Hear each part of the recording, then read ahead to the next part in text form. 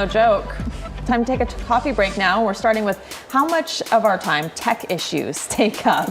I think my percentage here might be like 30 or 40%, but Really? for most That's it's like a 10 or lot. 20%. Yeah, it's like I can't For figure me this too. out. Oh no. Good. I'm glad I'm not alone. Well, are you both Oh, no. Luddites, or are you just have bad What's a Luddite? You have bad technology. It's someone who I think both. Maybe a Luddite. I'll you say might be yes. Luddite. It means you're not Well, I need some you're not like into instruction. technology. You're not like you don't. Yeah, kind of. I might be there. Yeah, I would say so. So computers have been around for decades, even though the technology has gotten a lot better. We're still spending way too much time, at least Ruta Bay and I are, troubleshooting it. A new study, we love studies, found that we spend anywhere from 10 to 20% of our screen time dealing with crashes and other failures. I'm doing it in the weather office right now. Oh. And they say those figures haven't changed much in the past 20 years. Some of the most common issues: slow system performance, temporary freezing, it's a little red circle of death, I think they call it. Yes. Difficulties finding certain functions, research. What are the function buttons? They're just a waste of space, but everybody uses them. They lack of user involvement in the testing process, so a lot of issues don't come up until people are actually using the computers. Interesting. There's all the tech people who build them, they know how to use them, but us non-techie people, Luddites. I didn't know there was a term. Yeah. The worst is when you call IT Yes. or something and then it's like actually working. Right. You know, like you can't replicate the. I have Right. advice for all of you. Just turn it off and back on. I was gonna say, I hate it when that happens and you call IT and they're like, "Did you turn it off and turn it back Did on?" you It's like, unplug it? yes, I did. Three and magic it's still words: not Control, working. Alt, Delete. Yes, exactly. Well, we talk about this a lot. The pandemic changed the way we work. Now, scientists are warning, though, that another global crisis could change when we actually head into the office.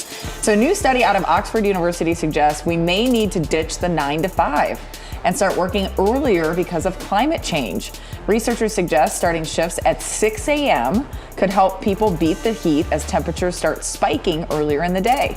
Scientists predict that countries like Switzerland, Norway, and the UK will see a 30% increase in days with uncomfortably high temperatures if the world heats by just 2 degrees Celsius. Really, those countries? Meantime, it's 118 degrees in Phoenix. Go to work from Vegas. So much 11 cooler. p.m. to 7 a.m. in Phoenix. Yeah, right. And it's only 90 out. I mean, it is something I think we have to start considering. Yeah, well, and I lived in Phoenix for a while, and people literally took their kids to the park at midnight or 5 in the Really? morning before the sun comes up. Yeah, because it's just too, you get burned if you sit on the swings, and it's just too hot. It's You have dangerous. to make the adjustments for sure. So, anyway, We'll something to see. think about. Yeah. Reddit co-founder Alexis Ohanian recently pulled back the curtain on how he manages his work life and his personal life, and the executive shared that he thinks finding balance is a myth. Ohanian told Entrepreneur Magazine that before marrying Serena Williams, he was in CEO mode at all times, which for him meant skipping out on meals and exercise. He said once he started a family with the tennis star, he changed up his routine so he could spend most of his time at home, but he admitted his focus on working and having a family is very fluid.